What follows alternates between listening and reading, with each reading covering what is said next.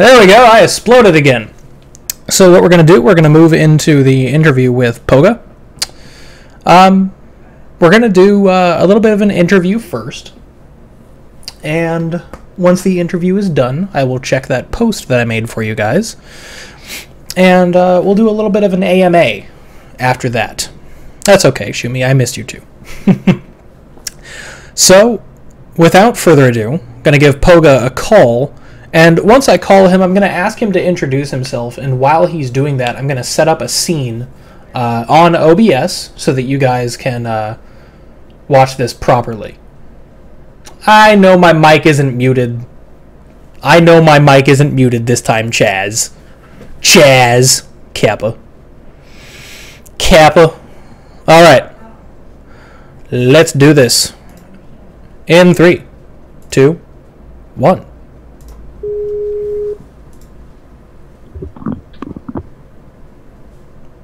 Poga, my friend. Hello. Hello there. So, going to add this scene while you talk. Everyone say hello to Poga.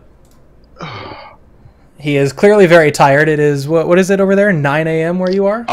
It's 9 a.m. I have no excuse for being tired. It's the weekend. You stay up late Saturdays, right? Yeah, that's what Saturdays are for. That's what Saturdays are for.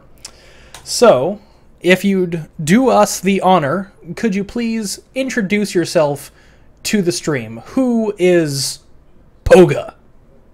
Hey, okay, so I am the QA lead in Limeware Studios, and so basically what that means is I'm primarily in charge of taking all of the, well, first of all, okay, two parts. First of all, I take all of the issues that you guys send in. I sort of go around all the forums, I read a whole bunch of the bug reports, and I basically correlate them and write them up into proper reports and stuff, and then send them to the actual devs to actually then get, programmed into the game.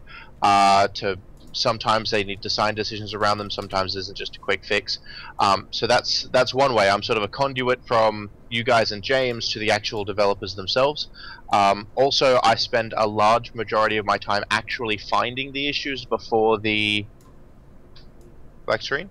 Anyway, I do a whole bunch of actually finding the issues before they go live. So a lot of my time I pretty much sit down, I play 60 hours of Infinity Wars a week, just sitting at my desk trying to find things that are wrong before they go into external testing to find out what's wrong, before we eventually release to you guys, and then you guys tell us what's wrong, because we're not gonna find everything. So that's that. Also, I'm in charge of balance, so although we have quite a few people that work on balance, like myself and there I am. I'm on the stream now. Yep. Like I said, I was fixing the scene while you're talking. Okay, cool. So yeah, basically I make generally the final call on balance changes. So that means if a whole bunch of people from the community say we need to nerf this, we need to nerf that, I'm the one that organizes, okay, how are we going to test this, how do we want to fix it, how do we want to go about changing it, and then finally make the final call on what's going to be nerfed. So yeah, those are my two primary roles, and I also take part in actual card set design. So I'm 30%, 20 or 30% responsible for the initial design of the cards as well. So there we go. We're very multidisciplinary down at Limeware Studios. Being a relatively small studio, we all need to be able to cover more than our primary job. So yeah, isn't that the truth? Yeah. So hopefully that covers that. Okay. So, first question that I'm sure a whole bunch of people are going to have here, and this is the first one I'm going to ask you, and I'm very excited to hear. Yeah, he's the balance guy. Yeah, there you go. So, let me bring that down just a little bit.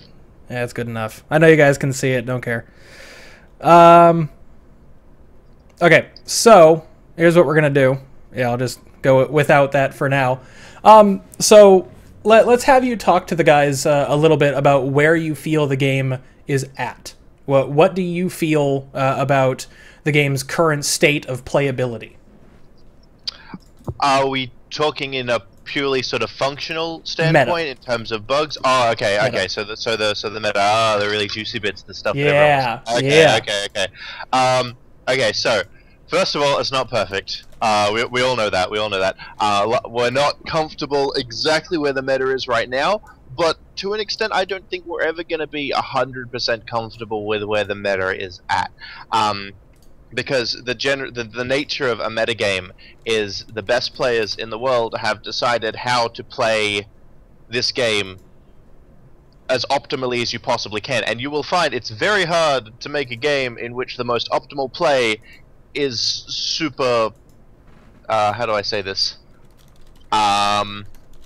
Like you don't feel like you're getting stomped. But in saying that, we can always do more to alleviate that. So we currently are aware of the sort of 3 pillars right now. There's the Triple Angels, the Triple Furore, and the dubbed Mill deck, or the Mad Monk deck. We are aware that these are the 3, I guess, dominating presences right now in the meta, and to be blunt, that's not what we really want the meta to be.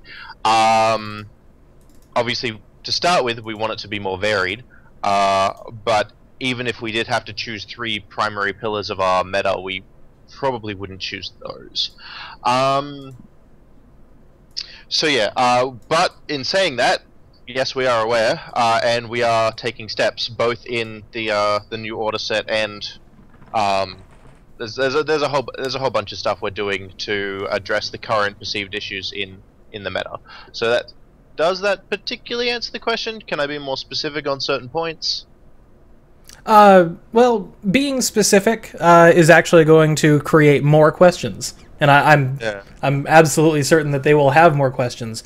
But we'll reserve that for when we start doing the AMA. And chat, if you guys have any specific questions for Poga, if you want to ask questions on Overseers, on where you think Flame Dawn are at, anything like that, make sure it goes in the post, and I will link the post again for you one more time. Forgive the screen going to something else. Let's just throw that in chat. There's the post for you. Let's get Poga back. There he is. All right. So, I know one of the things you would like to be talking about. This is obviously a question they're going to have. So I'll address this before they put this on the forums. What are we doing? You say that perhaps the game isn't necessarily perfect. And I'm sure a lot of people will agree with that, and I'm sure a lot of people will agree that a card game doesn't necessarily have to be perfect. It has to follow its own ideals. What are we doing to get the game in line with what we see for the future of Infinity Wars? Alrighty, so starting broad, starting overarching. To start with, we are implementing in order and successive sets after that. We're putting more of focus on resilience to control. So this comes inherent into the characters themselves and to the abilities that we release to augment characters and artifacts and all the rest of it. We don't like the feeling of we don't like the idea of taking control away as an archetype or even the cards. We want to constantly bring more control-based cards into the game at the same rate that we bring characters and beat down and interesting characters like that into the game. So instead of removing the control or lowering the percentage of control to characters, what we are more looking towards is creating characters and abilities that augment characters to be more resilient to control. So things like, well, for example, of cards that already exist, Deflect and Fire Resolve and cards like that allow you to basically counter control more effectively. So that's generally where we want to go in terms of control. And the cards that we've created in order, I'm not 100% sure what exactly I'm allowed to say about the cards in order. Let's look at it this way. What's the mentality going into order? The mentality is we're going to bring some really strong characters, and we're going to bring in some really strong characters and abilities that basically say no, a little bit more to Varroa. And more specifically in the archetype of control. Yeah, exactly. Archetype of control. Basically, what we've a lesson we've learned. We sort of missed this in development because this was something that was found by the community. Found by the community more than us, as a lot of these things are going to be, with the whole Mad Monk situation where people were stacking single purity board wipes that were doing non-combat damage, not exactly sort of like death raying and mass deathing things. This was simply, to be completely honest, on our side, this was an oversight, that there were so many of them in the game that could be used together so well, and it's a lesson that we've learnt from. It kind of embarrasses me to say this at this point, and we'll never make this mistake again.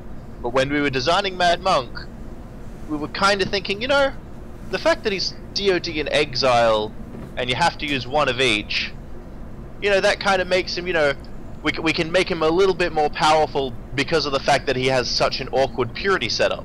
Now, I'm going to be the first to say that that was a mistake. Players are going to find the way to use the most awkward purity setups we create if the card is good enough. That's just how it is. So if you want to see that, if you want to see Lightmare sort of learning from their mistakes, there's a prime case, because that ain't gonna happen again.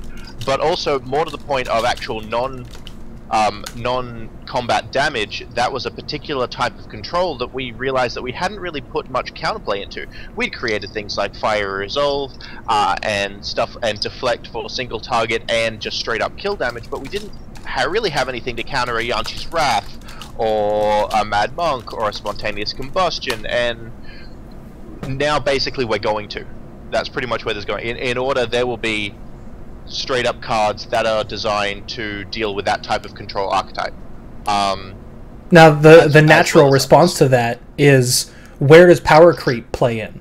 And I'm going again, I'm going to ask you questions as if I'm a player, right? The concern for that would be, is power creep a thing in that mentality, or how does that mentality address the concept of power creep? Well, what this does is, I think it's a little bit, this sort of approach to dealing with things that are overpowered, I think is better for power creep, because we're not actually introducing more power.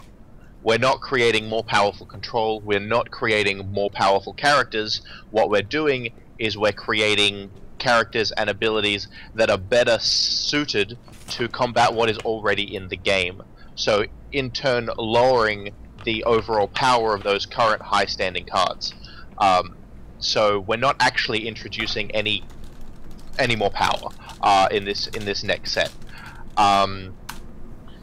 and we very much understand that power creep is something we have to always be aware of, because if we want this game to be around 2, 5, 10, 20 years from now, even with ranked rotation, we don't want, you know, we don't want things to get out of control. So we're very aware that power creep is a possible issue, and we're always endeavoring to find ways of making new, interesting, attractive cards. Like we use the term sexy a lot in development. Like, how do we make this card sexy? Like when you open the pack up, and you're like, oh, I want to play that. You know, how do we get that feeling without just making a straight up OP card? Right.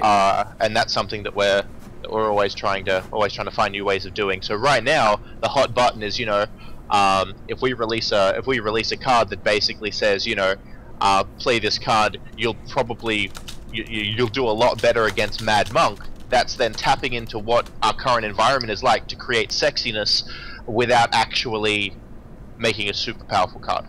There you go. And for those in the chat who are wondering, for those who aren't aware of what the concept of power creep is something that, you know, plagues card games worldwide, and if a developer isn't necessarily careful of how power creep is created, it can really hurt the future of a game. And it's one of the things that, one of the questions that was brought up earlier, how is a player going to stay relevant?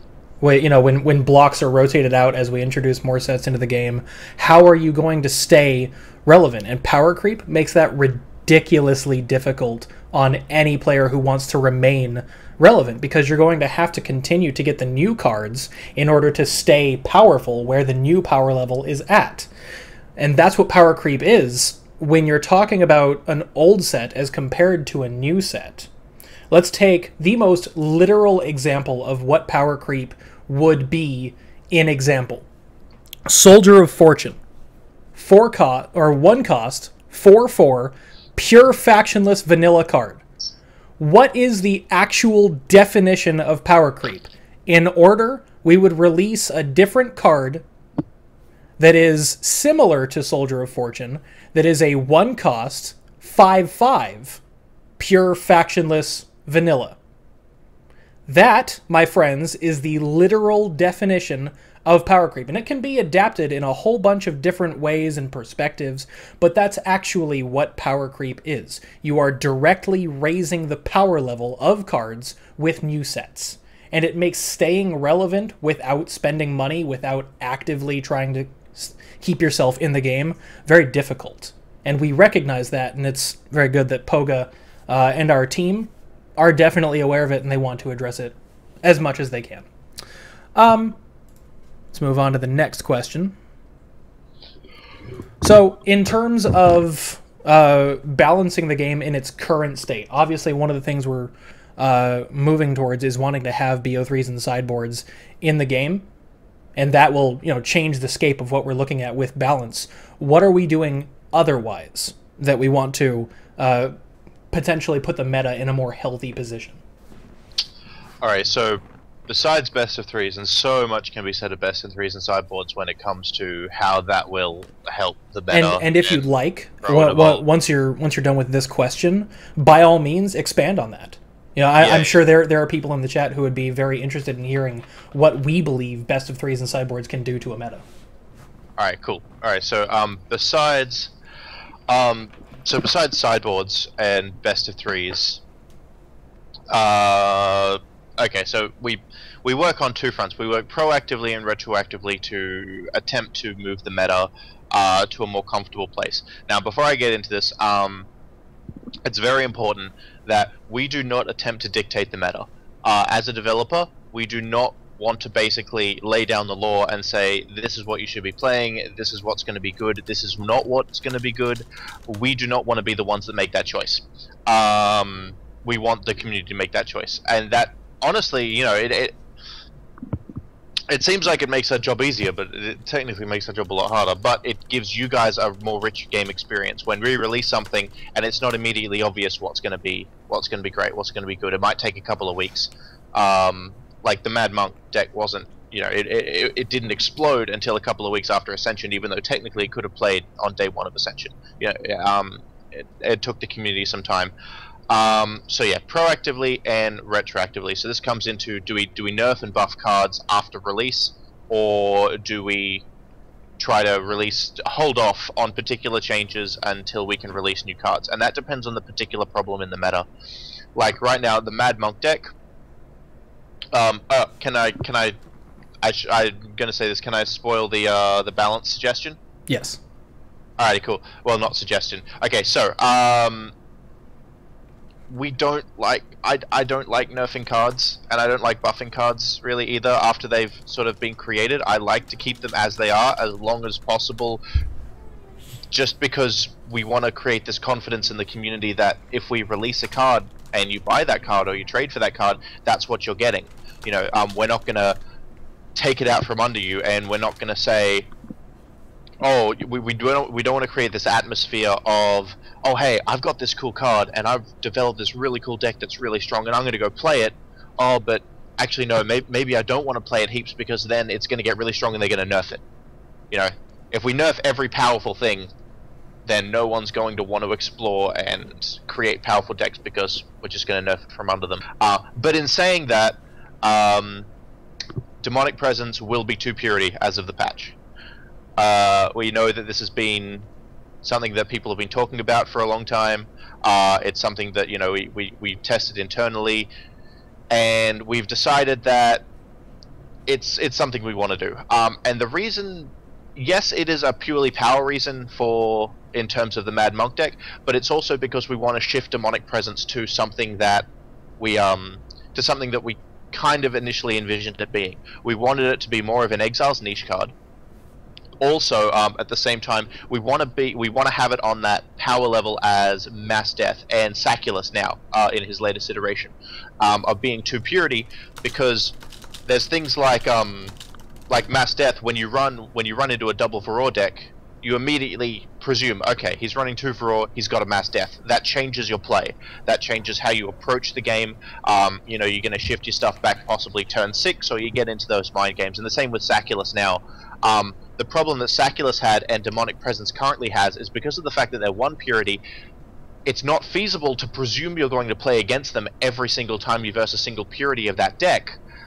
But they're also very powerful cards. So now that we've increased it to 2 purity, it's going to be like, okay, he's playing 2 purity exiles. I have to be on the lookout. He probably has a Demonic Presence in his deck, and we're okay with it at that power level and at that strength if there's a bit more of a prediction to it.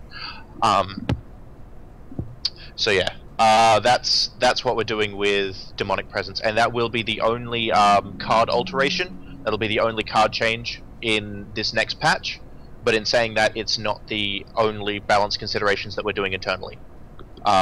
This is just the only one that's going to be launched with this patch. Fair enough. And if you wanted to answer the other question, what do you, as the guy who focuses on balance so heavily, what do you feel BO3s and sideboards changes with a game like Infinity Wars?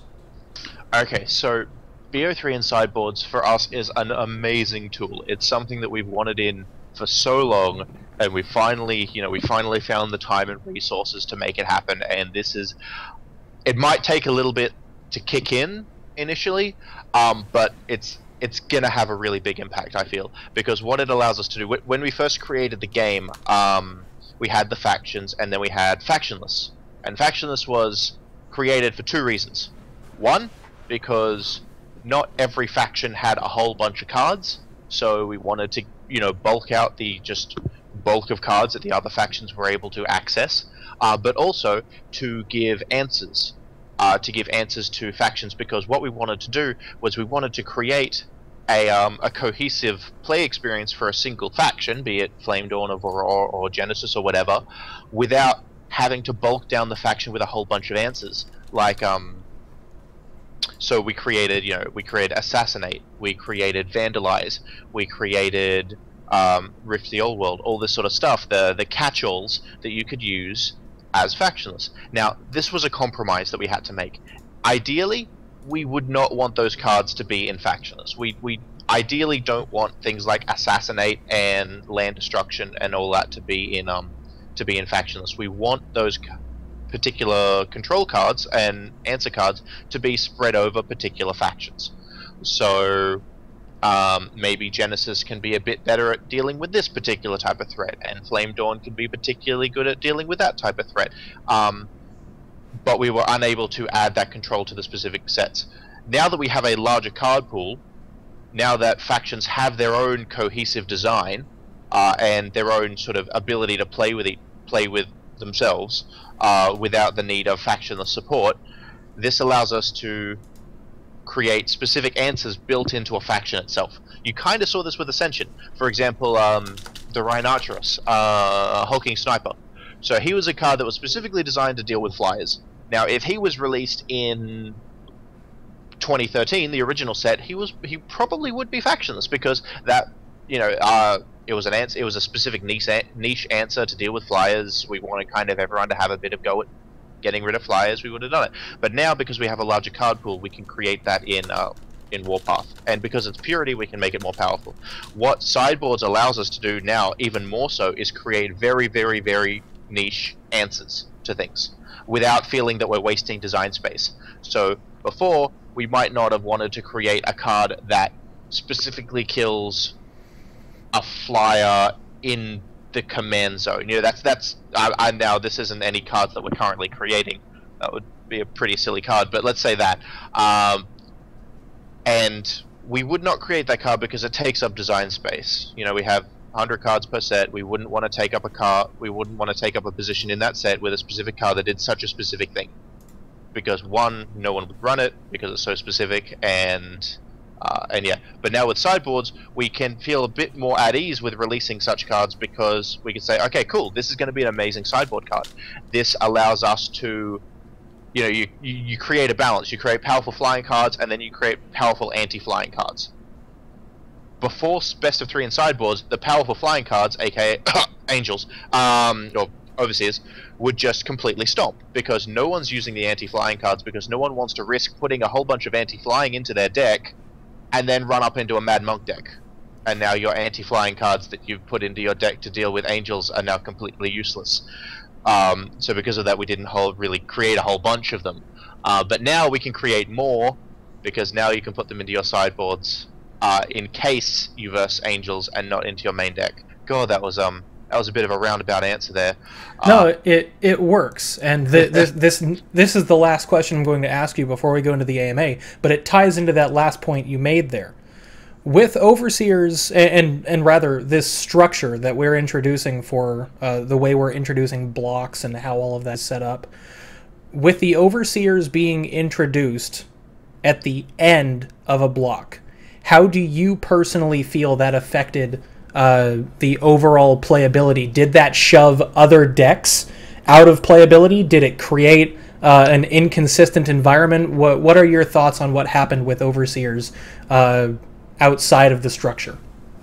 Yeah, because of the fact that we had to, for particular production purposes and all the rest of it, we had to release overseers at the end of a block instead of what we'd normally do at the start of a block. I don't really feel that this... I think that this issue would have happened regardless. I think that overseers would have still been in their place if we released them with order than if we released them in Ascension. I don't think that really changes much. So yeah, I don't think that changes much. Honestly, I'm kind of glad that we did release them a little bit earlier, because as designers, we're all learning, you know, what type of cards to create, how to counterweight particular strategies and cards and all the rest of it. The fact that Angels were released, Overseers were released a little earlier gave us more time to develop countermeasures to them to release in the new block, and to really usher in this age of more counterplay with the sideboards and particular cards. I think that it's fortuitous that we're releasing Order and best of threes in, obviously best of threes is in the next patch and Order is sort of later on in the year, but at approximately the same time. I do think that that is, you know, it's almost very symbolic of the next step for Infinity Wars. You know, we're growing up a little bit, we're really sort of starting to learn and do what we do better, and I really like that. Okay. Yeah. So excellent. In short, no, I don't think the fact that we released them set early instead of releasing them in order really impacted their power. One thing though, when, as I was saying before, when we create a faction, we want to give it really a cohesive sort of playstyle and the ability to play with just triple purity straight from the get-go. This wasn't something that we really did well with Exiles. I'm sure all of you sort of are aware of this at this point. You know, we've tried to sort of patch up Exiles over successive sets, but when we first released Exiles, no one was playing triple Exiles. You know, you can, well, maybe some, but you couldn't really do it, especially not to any particularly competitive degree. So what we really tried to focus on with the release of Ascension and the Overseers was, how do we create a faction that only has like 13 or 17 new cards in it with the new set? How do we create a fully self-sustainable faction that you can play triple purity straight out of the gate and have a great time, and you know, might have made them a little powerful, might have made them a little OP, but that was a result of us trying to make them a complete package right out of the gate.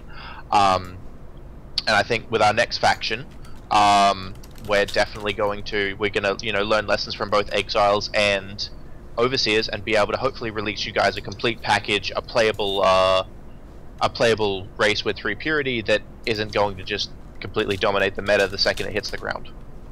Fair enough. Fair enough. And obviously that's a, you know, a big question for the starter deck, you know, that people get for the Overseers. You get a new player that has a fully sustainable faction deck just handed to him. You know, that's what a new player is currently facing right now, and it's, you know, it's good that we're able to address that moving forward into the future. So in terms of the interview, everyone, that's going to be that. However, Poga, I have a picture you need to see that our friend Chaz put up in chat a little while ago. Let me see if I can find it, because good God, it was funny. Where is it? Where is it? I need to find it again. Chaz, if you have it again, please link it. Yeah, I can't even find it. That was literally the funniest picture I've ever seen for a Lightmare employee. And a good, there it is. There it is. If you click on that in chat. What? Loving it. You got the hair. Yeah, you've got the hair. You've got the face. You can be a Superman. You can be the Superman version of Khan. Fun. Or Sherlock. Either way. I'd go with Khan because he's a badass. It's Khan. Definitely going to save that. That is. That's going in the. Going in the pictures. That's funny. Chaz, thank you. Thank you. That was there were many lils had. So we're gonna move into an AMA. Let me give you the link for the thread here. And I'm just going to ask you questions from that thread. And these are questions for both yourself and me that can be game related. They can ask us, you know, if we are able to respond, personal questions, whatever it might be. So the first question here is from Wham. I think Titan cards are a clumsy way to give the factions an endgame, and all it comes down to is who can get their Titan faster.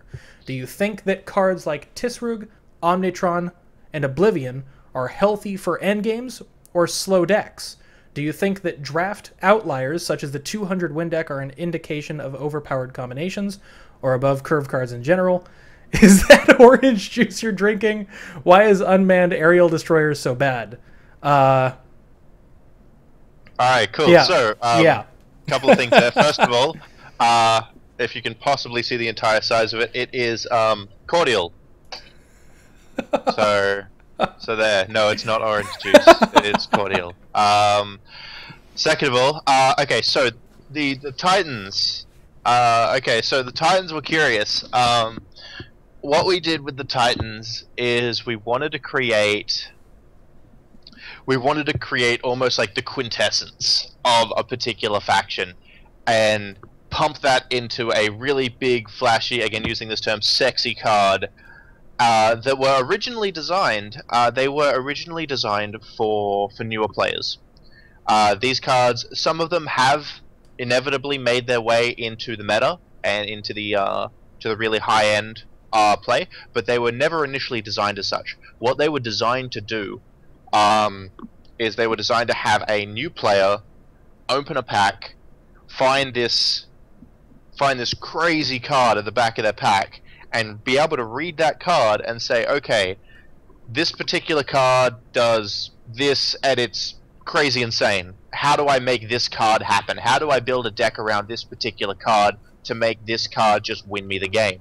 But in doing so, what we did was a bit of sort of subconscious teaching, tutorializing, I guess, of particular factions. So what we tried to do was say, okay, if you can play this card, if you can get this card out on the field, to an extent, you have played the faction correctly. And that's what we wanted to do. So, for example, with Titan of the Old World, that was a very base. So with Titan of the Old World, it's like, okay, so Warpath, you get your fat beats, and you also ramp. So we gave double value to ramp. So if you were able to ramp up, you would get your guy a lot faster than normal. With Varroa, okay, so Varroa, we, along with the big the Varroa nerfing, the giant Varroa nerf event of 2014, brought them back into line with spell-based and abilities. So we wanted to make it so that if you play a whole bunch of abilities, then you'll be sort of granted the ability to use this card. That was the initial design of them, and hopefully that worked. Hopefully a lot of players came into the game. I've heard a bunch of stories of people coming into the game and seeing these Titan cards and then going like, wow, okay, I'm gonna make this work. I don't care how I'm gonna do it, I'm gonna make this game work. And that really got them excited about the game, and that was the intention. As to whether they're insane OP, that's just a result of the meta and the players figuring out how to use these cards really well. They were designed to be niche, they were designed to be counterable. Another sort of side design that we kind of had for them, and in retrospect, didn't really solve this on the Varor front, but I think it did on other fronts. Is that stall decks just waiting out for ages and ages and ages and ages and ages and ages and ages. You know, some sadistic people that like those decks, but for the most part, most people don't really like those decks. We wanted the Titans to be like, no, you've sat here doing nothing for the last 20 turns, and now you're going to pay for it because I'm going to be able to play this giant thing that I've been building up all game and just win. And that's why we sort of also gave them resilient win conditions and stuff, like the shield on the Omnitron and stuff like that. So hopefully that explains a little bit more about where our heads were at with the Titan cards. Sure. One thing that Wham, if you are listening, one point of clarification.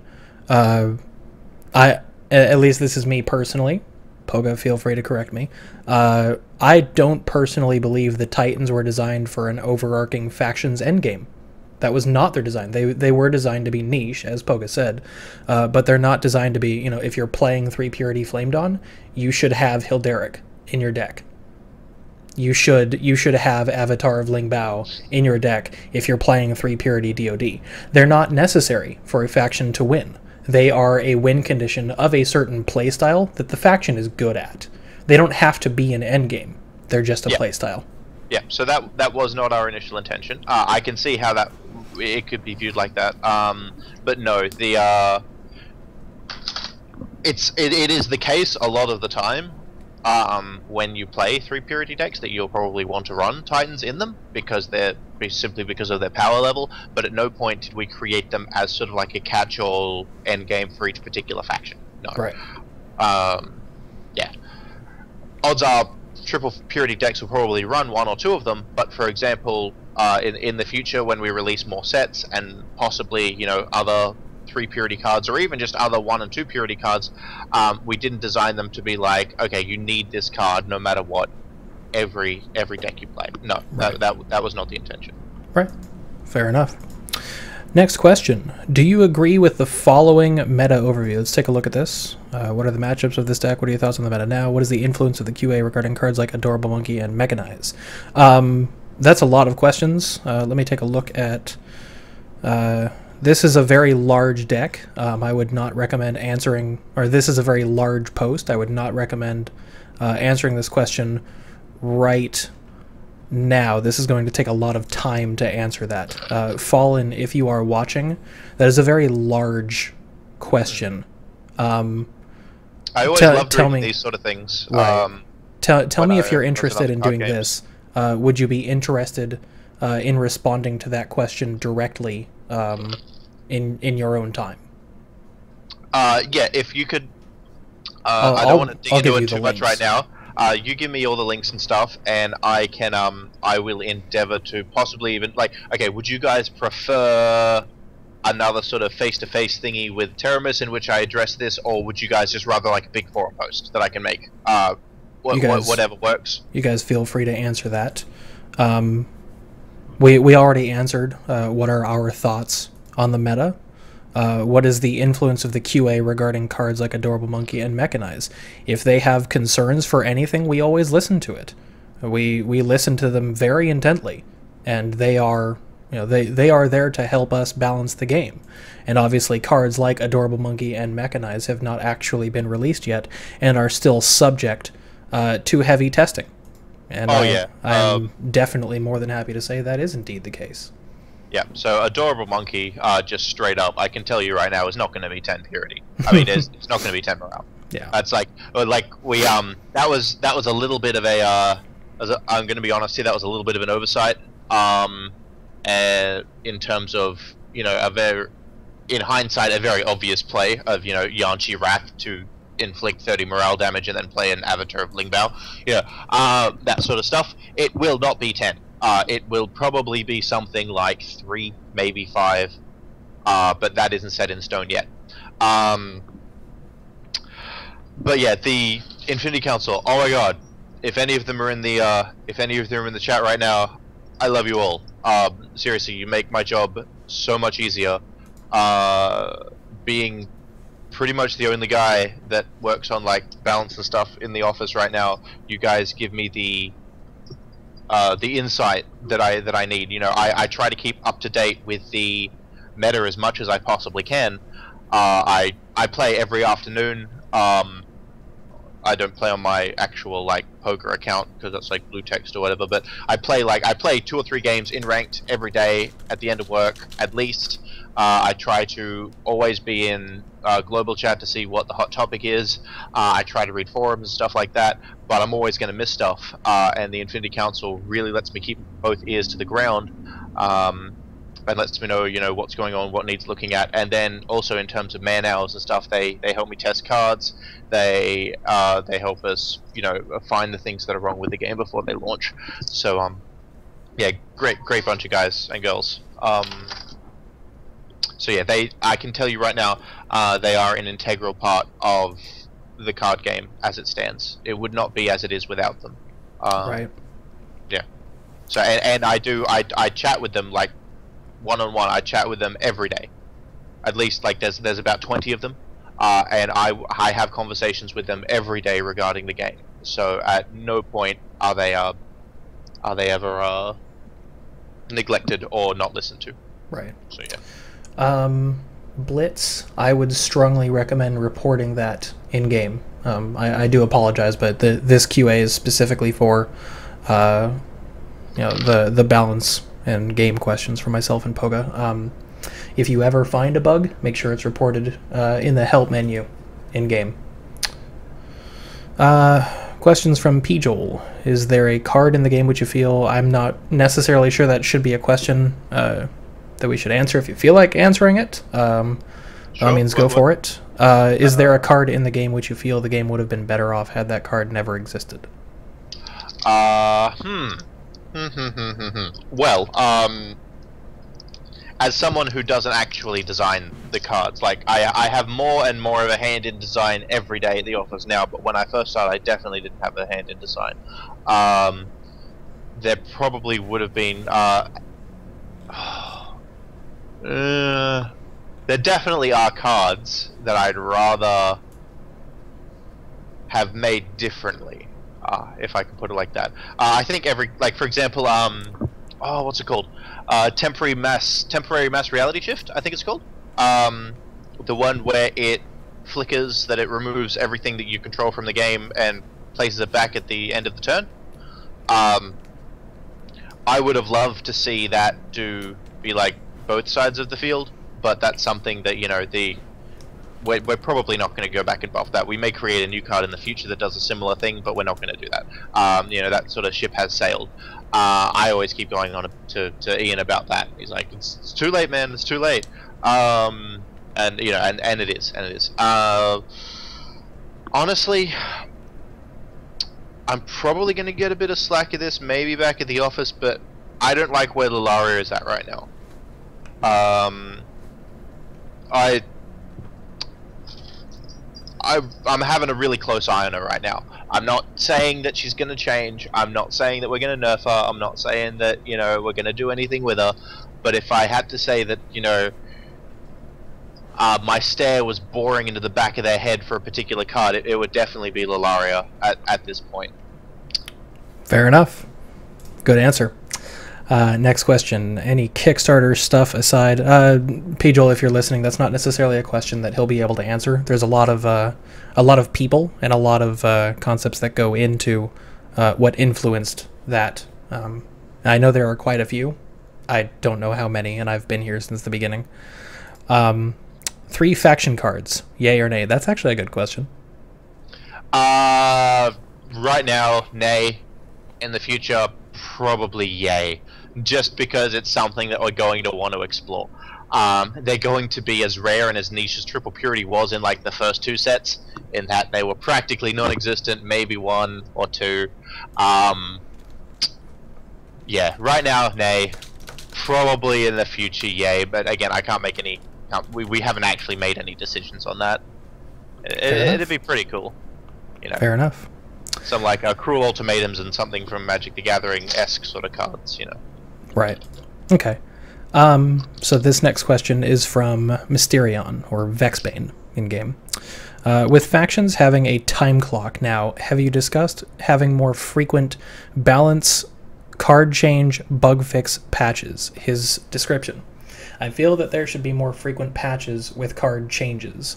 I realize this may be a very controversial topic for some people who do not want their cards changed once purchased, but in a digital format, from my experience, it is a must to make changes. Not all changes have to be just nerfs either. An occasional buff or small rework of a bad card is also welcome to change up the meta and give more options for players. Having a change patch every few months to me is not enough.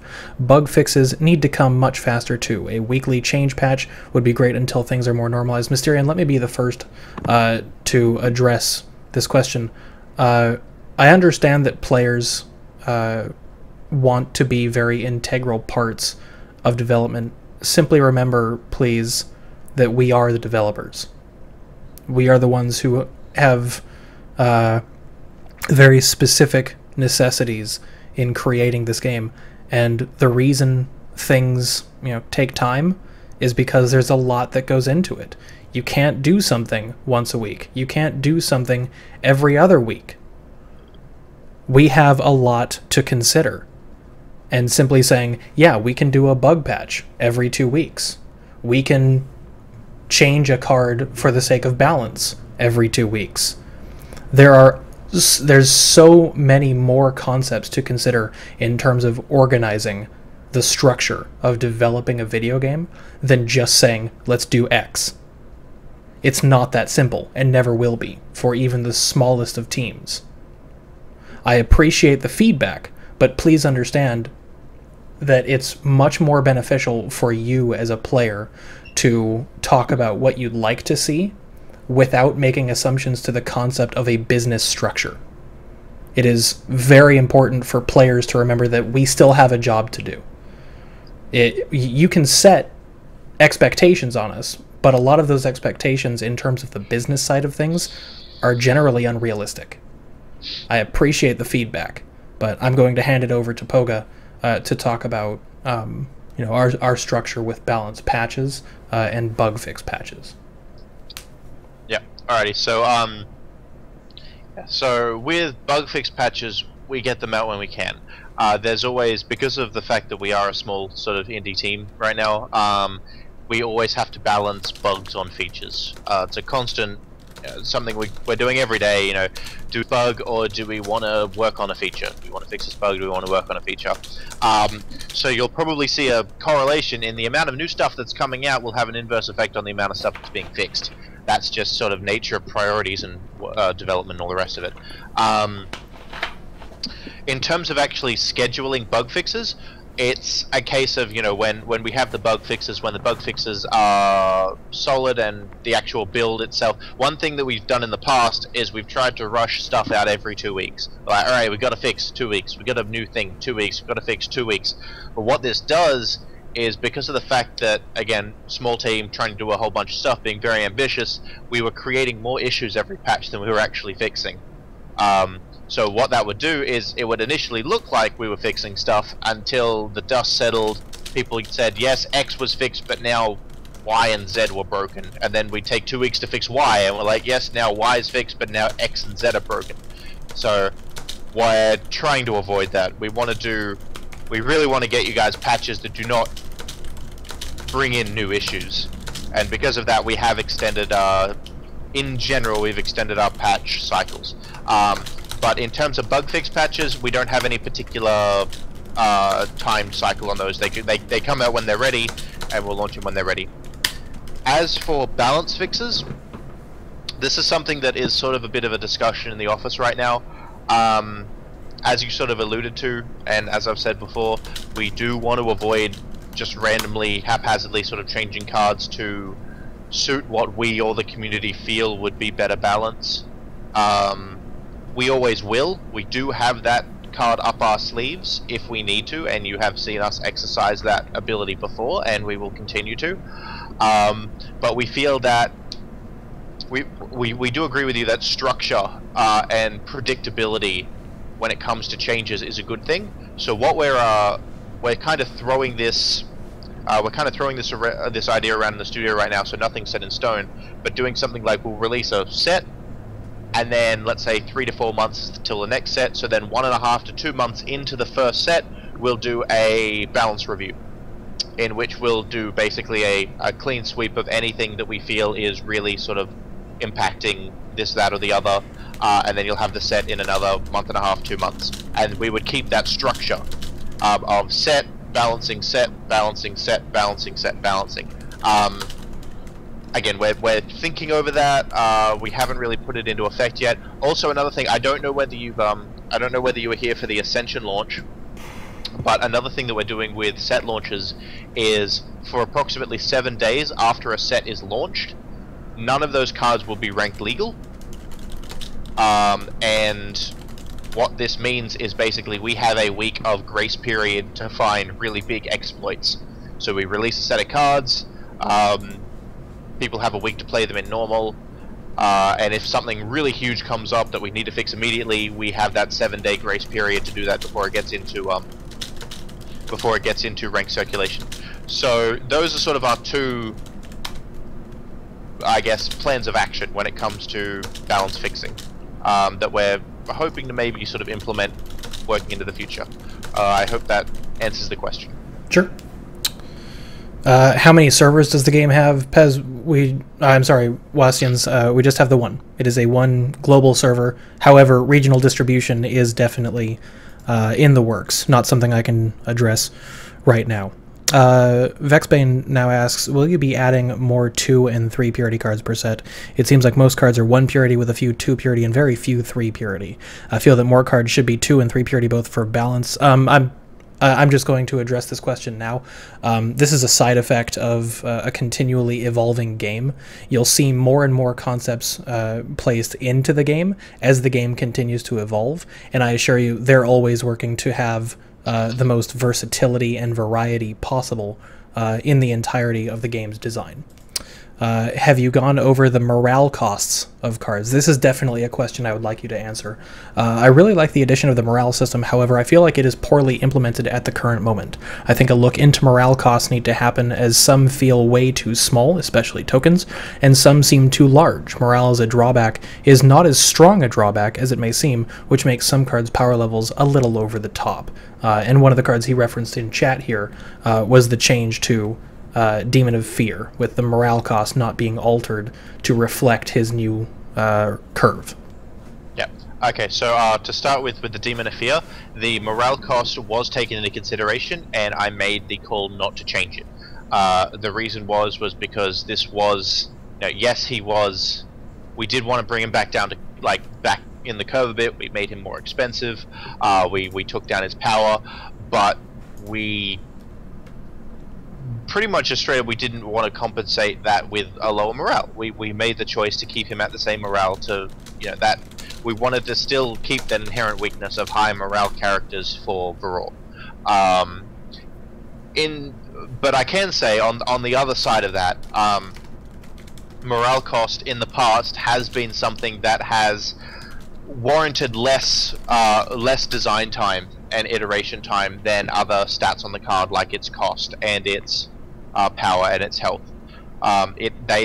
We simply have spent less time balancing and really focusing in on the morale costs of particular characters and how that impacts their power levels.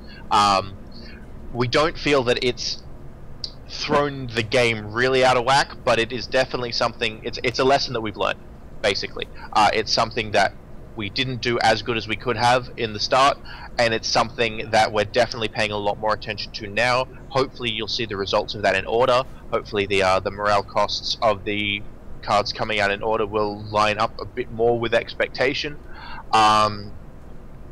But basically from moving here on in, and it was with Ascension, pretty much from Ascension onwards, morale has definitely been more in the forefront of our design, and each morale cost on a particular card was intended. It did have some design and some planning go into it. We didn't just sort of slap one on and ship it out the door, which may have been the case back with 2013 and Rise and sets like that. All right, next question. Actually, yeah, that is a very good question. Have you normalized the cost of cards with a formula, or at least some kind of algorithm?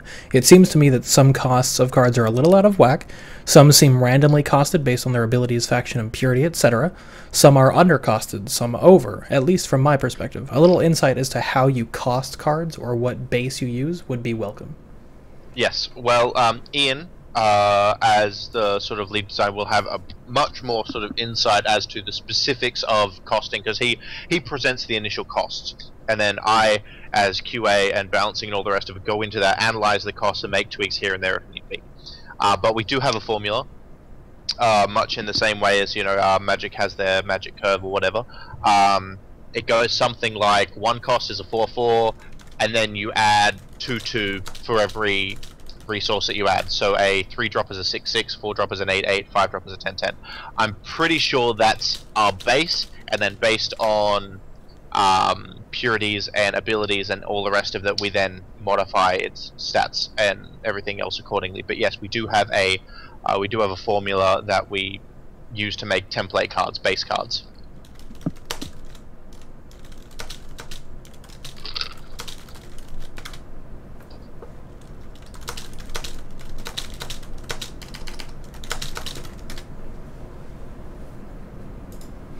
Next question. Let's continue down. Hey, look, we found a picture. Okay. Do you have a top 5 cards that you think needs to be fixed? Who thought Adorable Monkey was a good idea? Demonic Presence and Purify allows you to remove cards. Personally, I think this is pretty much the perfect answer to every single card in the game. Okay, so let me address this question really quickly. I do want you to answer that first one. But the question of who thought Adorable Monkey was a good idea, I mean, I'm sure you've heard our response earlier. Mechanize an Adorable Monkey when it was asked. These cards are subject to heavy change before they're released. Keep in mind that anything you see in order previews is just that. It's a preview. Until the set is released, those cards are in no way final and are very, very likely to change. So, yeah. Yes, Adorable Monkey was a good idea. It's not a finish idea. Let it be finished before criticizing it. Demonic Presence was already addressed. However, what you're talking about there is a little different. Demonic Presence and Purify allows you to remove cards from your opponent's deck hand before they're being played. Personally, I think this is pretty much the perfect answer to every single card in the game. Do you think they both should be allowed in the same deck? Initiative. Okay, so One Love 3. As I stated in the OP, I am more than welcome to refuse to answer certain questions. Will the Exiles discard mechanic be improved even with more Great Exiles cards like in Ascension? That's not a question that's going to be answered right now because it's not pertinent to the discussion. It's not a question of balance. It's a question of the future. And right now I'd like to focus on balance right now. But I've answered a lot of the questions. And I'm addressing the questions that I'm not going to answer. So we need to continue moving this forward. And I do want Poga to address what he's thinking with Demonic Presence and Purify. Yep. So Demonic Presence and Purify, that was addressed as an issue, yes. The ability to have Demonic Presence and Purify and have a third Purity in the deck to then customize further was... It was definitely a big sort of impediment to being able to play certain decks, we feel that at this point, in order to get, like after the patch with this nerf, obviously these questions were, asked before the announcement of the Demonic Presence nerf, but now the only way that you're going to be able to do that is to have a 2 Purity Exiles, 1 Purity Flame Dawn deck. That is the only deck that you are going to be able to have Demonic Presence and Purify in. And at that point, we think it's okay. A lot of decks really have their niche, their strength, and we're okay leaving that strength, that combination with a very specific type of deck. So yes, we're aware of it, and it did go into helping us to make that decision about making it double purity. But now that it is double purity and can only be used with that single individual deck, we're going to see how it works out. basically. We're pretty comfortable with it, but we're always watching. Joka, just to answer your question there, I personally don't believe it's OP, but it's more of a question of fair play. I can sort of address this a bit. Sure. It's not exactly ridiculously OP, but what it does do is we like to create certain levels of security in Infinity Wars, and this was a real issue with demonic presence that we've sort of learnt on moving forwards. If your characters are on the battlefield, the latest iteration of what battlefield in terminology and all the rest of it, which is the assault zone and the defense zone, if your characters are out in there, you basically have no security at all that those cards will live to the next turn. They can be killed by anything. They can be killed by combat, they can be killed by mass death, they can be killed by Yanchis, they can just be removed. You don't really have any presumption those are going to stay around. Support zone. Okay, now we've got a bit more of that security.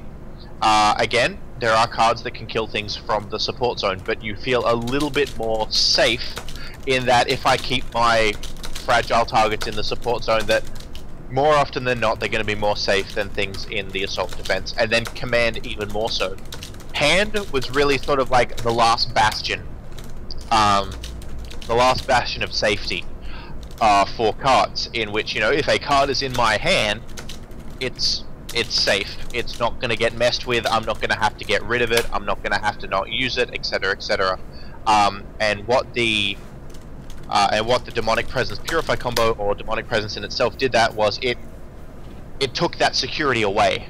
And that, I think, is what a lot of people feel is what's so powerful about it. It's, you can go a whole game versing an exile deck and never get demonic presenced, but you are playing that game as if they're going to depresence you this turn, every turn, and that constant fear and that constant insecurity about your hand and your ability to save up combos and sort of outplay your opponent, because that now is broken down, and sort of that's a really unsettling feeling that, surprisingly enough, really, you know, sets into what Exiles is all about thematically, but that's another discussion.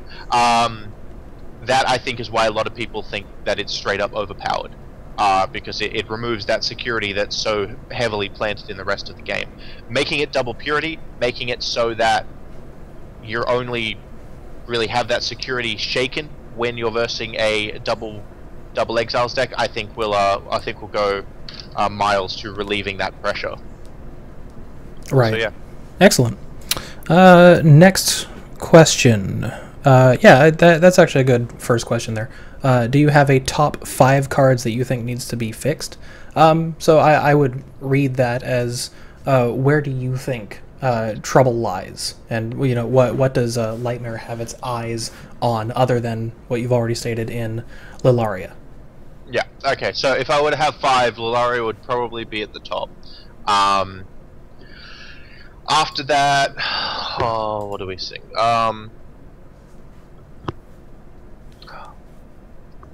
It's really weird because cards don't win games on their own. Let me actually rephrase the question. This may help. What, other than Lilaria, what 4 cards do you believe may create an unhealthy environment? Okay. Calamity. I'll be the first to say that I used that card in practically every deck I ever run, ever. But, you know, if we had to give the boot to a card, Calamity would definitely be up there. Assassinate. Again, I'm really not a fan of factionless catch-alls. I'm just going to say it now, I don't like factionless cards that can't deal with any other card. I don't think it's healthy for the game. Virtue, really quickly, let me elaborate on this. We're not discussing what we feel is OP, just what simply creates an inconsistency and potentially an unhealthy environment in the game. OP is a very, very, very subjective word, and notice how we're not using that for a reason. Continue. Yeah, okay, so, Calamity, Assassinate, Lilaria, it was Mad Monk, which is funny because Mad Monk was one of the first cards that I just pretty much designed straight up on my own, so sorry about that, guys. You know, we live and learn. That's and you know, as the father of its creation, I was the one that brought the nerfs to it. Those four, and then probably oh, it's really hard to think of another one after that. If you don't have another one, that's even better. Yeah, I don't really have That's fine. another particular card. Just factionless catch-alls is really sort of like my niche hate, my pet mania. That's why, like, to you, BO3 sideboards is a really, really good thing. Yeah, because it lets us get rid of our necessity to have factionless catch-alls. Right. This is actually a question I would really like to answer. From the QA standpoint, what are the most difficult abilities, concepts to balance in the coming sets? This is actually something Poga taught me, and I would like to address it from the standpoint of someone who learned this concept from the guy whose job it is. Basically, the hardest part of QA is getting the concept right. No, I am the community manager, Scroll Stream. Poga is over here. I'm putting my arm in the wrong direction. Poga over here is our QA lead, and a very essential, integral part of the balancing and card design process. What I learned from Poga here in QA is it's very difficult to get the initial concept of a card perfect. And if you're seeking perfection, you're not going to get it. You have to seek what will work. You have to you have to seek what is viable. Something that adds to the faction, something that adds more variety to the game, something that adds more viability to an archetype or a build, anything of the kind. Once you have the concept right, everything is a lot easier following that. Getting the concept right off the bat is the really fun part, and it takes a lot of testing to find out which concept is going to work. Poga, if you'd like to expand on that, by all means. Yeah, so okay, so yeah, basically we have two parts. There's the creating the card and the feel for the card and the theme and what we want it to do, and then there's also putting it at a point where it fits in the ecosystem and it works and its presence isn't dominating and all the rest of it. This is one of the reasons that we decide more often than not to restrict access to cards instead of actually changing the card.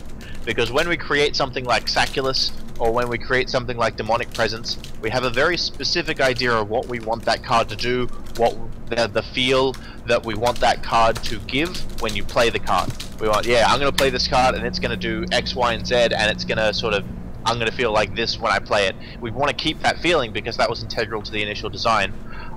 But at the same time, sometimes we need to nerf things, and sometimes we need to take things sort of out of the limelight a bit. So that's why you'll see us more often than not change costings, resources, and purities instead of actually changing the effect itself. It is really hard when you have to go back in and change, like when you have to basically sit down and look at a card and say, okay, this is just a poorly designed card.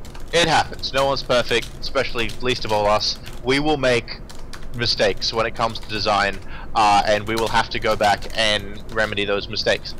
I think the most prudent example of this is the latest iteration of Veroria. So Veroria, the Lone Keep, that was just not a... We didn't really like it. I really like what you guys did there, and that was a beautiful work with that card for its new purpose. Yeah, so we didn't like how it was fire and forget. You just sort of put it down, it did its thing every turn. It slowly killed you, which never really feels good. And we just didn't like it. No one liked playing. You didn't like playing it, and your opponent didn't like having it played against them. You know, you need to make it at least one side feels amazing. You know, like if I Oblivion you, I feel great. You don't, but I do. You know. So we want at least half of the team, half of the game to feel great about doing something, and Veroria just did not hit that. So when we decided to go remake it, I was sort of like given the task of figuring out the new design. You know, we clipped it down, we made it more simple, but we kept the initial feeling of what we wanted it to do. Right. We wanted to make it a little less fire and forget. We didn't want to make it so that you have you know, it just kills you every turn. We wanted you to kill yourself, basically. It's never Varoria's fault that you died anymore. You know, Varoria just doesn't kill you because it's Varoria. You kill yourself with Varoria now. So you never sort of have those. You never have those moments where, you know, it just sort of sneaks up on you. So yeah, that's probably the hardest bit about balancing cards, is when you have to go back and actually change a design from the ground up while retaining the initial feel for the card. That can sometimes be very restrictive. Another card that we had to do for that was Virus of Avarak. Now, I've heard a lot of people that don't like the new Virus of Avarak, and a lot of people that absolutely love the new Virus of Avarak. The initial change was due to technical limitations. We don't like restricting the amount of tokens that you... Just going to go off on a small tangent here. We don't like restricting the amount of tokens and characters and things that you can have on field. We don't want to put artificial restrictions on that, like Yu-Gi-Oh! And stuff. But at the same time, we then have to be, you know, wardens of our own card game. At that point, we don't want to make it so that you can summon a trillion cards and break your computer or break your opponent's computer or whatever. And remember, this is eventually, we are hoping eventually maybe to get this on a mobile platform, and that is not acceptable when it comes to token generation and character spawning. If you're going to do 1 million of those on a tablet, it's just not going to work. So we had to figure out, how do we get the essence of Virus of Avarak, this big game-ending sort of zombie-themed apocalypse-esque card, into something that doesn't create characters. How do we do that? In the end, we went for something that doesn't create them, it simply moves them. So it takes them out of the deck and puts them onto your field, but it takes them out of your opponent's deck, which is delicious. I know you don't like the new Landstead, Mysterious. I like the new Landstead, but there's trouble with it. That's the word I'm gonna use. That's the word I'm gonna use. I'll continue, Poga. Sorry. Yeah, and finally with Landstead. Landstead was definitely I don't know. It was really fun to do Landstead, to make Landstead as it is. Yeah. A lot of people, you know, again, there's always going to be controversy. Some people really like the old effects, but we couldn't have the old effect of Landstead. That's just straight up how it was. We couldn't have it, and we couldn't have it creating. We could not have it creating characters. We couldn't have it creating the amount of characters we wanted, and if we wanted to do something with created characters, then we'd have to be like, you know, sacrifice this character, create 3 characters where each of the characters had a particular percentage of the initial character, and it's dirty even talking about it, trying to put that onto a card. So yeah, what we decided to do then was sort of tap into more what Genesis does, which is, you know, the attack and health augmenting, and we decided, you know, obviously we have sometimes when we create cards against sexy, we create sexiness, but we always have a backup nerf for them ready. Sort of like if you were to go through the sort of filing cabinet of all of these cards and pull it out, you'd see the card, and then behind it there was the in case of emergency nerf like this. And we definitely have those in place for things like Landstead, and, you know, all our big sort of powerful sexy cards. We do have backup plans. Right. Is the order patch incoming? No, Proximo. When there's information on things that large, you will absolutely find it on our forums. If there's not information there, it's because it's not available yet. That's how I operate, and it's how we'll continue to operate. What is Order? It's our next set. It is the next upcoming set. Much hype, many excite. 2 purity for token... Oh, I'm sorry, there was another question that I missed. What about nerfing cards that are way too powerful, such as Soul? Let me first say this. Quote-unquote way too powerful is a point of view. It is subjective to yourself, Virtue. And I always want to make sure that is clear. It's not always a global, universal concept. That phrase, OP, can be tied to a whole bunch of things that everyone has a very different perspective on. And I just want to make sure everyone is clear. We're not going to use the term OP. It is a very unique phrase that has lost its meaning over a very long time. Soul, as you put it, is extremely powerful in your purview. So Poga, with cards like that the community feel are that strong, how do we address that? Alrighty, okay, so Soul, the story of Soul. The Damascus Road, the soul of Soul? Yes, possibly. So basically, okay, so he was an experiment, well, not really an experiment, he was a case of, we're going to create a card that is legendary, it's going to be really powerful, but it's not going to be a giant crazy game ender. It's going to be a, it's going to be a medium cost quality, it's just value on value, right? We wanted to make him really, really just value. And obviously we think we've succeeded in that part at least. There was actually a little bit of a stealth nerf to a particular type of mechanic that actually made it so that the Soul was in part a little weakened. If for those of you who do not know this, when a character with 2 lives is killed, it does a graveyard check. It would go to the like if it isn't in the graveyard at the end of resolution, it doesn't come back. So if you can hit a Soul with anything that removes it from the game, it doesn't get 2 lives. That obviously it's very small, it's very niche, and all the rest of it doesn't really address the initial point. But yes, we're looking at Soul, but if on the list of big things that we're going to fix, Soul definitely probably isn't in the top 3 at least, not even in the top 5, maybe in the top 10 of things that we're looking at to fix. We understand, like, where I am currently very aware of the latest trend of, in the vein of Bionic Paladin. Now we're getting the Bionic Souls, so that's something that we are keeping an eye of. How do I put this? If you want Soul nerfed, to start with, it's going to have to be after Order, because Order is going to have some. I'm just going to say now, Order is going to hate on Angels a bit. We decided, do we want to nerf Angels or do we want to hate on them in the next set a bit? We made the choice and we're sticking by it. Besides that, play Soul as much as you can and try to make him crazy ridiculously OP so that no one is playing anything but Soul, and then he'll probably be nerfed. So you can take destiny into your own hands. By making Soul the unbeatable avatar of Infinity Wars, and then we'll... You guys just got challenged. I'm not sure I like that challenge, but the challenge exists. But there is one thing I do want to point out, and this is something that every player should be aware of. Strength is necessary. There is a very large difference between strong and overpowered. Overpowered is something that cannot be countered. Overpowered is something that will win you the game if you draw it. It is extremely difficult for a developer to quantify what overpowered means unless we're being very literal. Strength, however, in a card game is very necessary. There must be weak, there must be mid-range, there must be strong.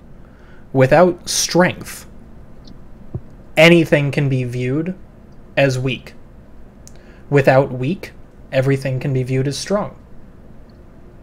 So I urge people to have a different perspective on how you view strength in cards. It's all very subjective, yes, but it's a very simple mentality. Something will always be the best. Yeah, so something will always be on top, no matter what you do. It's going to fluctuate. What's going to be on top will change. And in fact, it's going to change drastically very soon. How it changes is up to you guys. And we're going to keep our eyes on it no matter what. Next question. 2 purity for token generators. When will it happen? Why will Heaven's Assistance and or precautionary measures not be changed? The statements for Heaven's Assistance and precautionary measures not being changed was never made. So I'm going to reread that question as, will Heaven's Assistance or precautionary measures ever be changed? If not, why not? Alrighty, so first of all, they, as I said when I announced the 2 purity for demonic presence, it's the one balance change that's going into this patch, but it is definitely not the only one we're looking at. We Heaven's Assistance.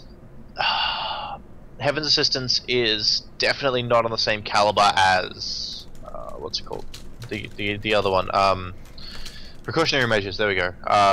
It's definitely not on the same scale, but we are very much aware. They're basically on our current watchdog list. Is Soul, Precautionary Measures, Heaven's Ascendants, Lilaria. Those sort of that really brute force power of the angels is really something that we're looking at.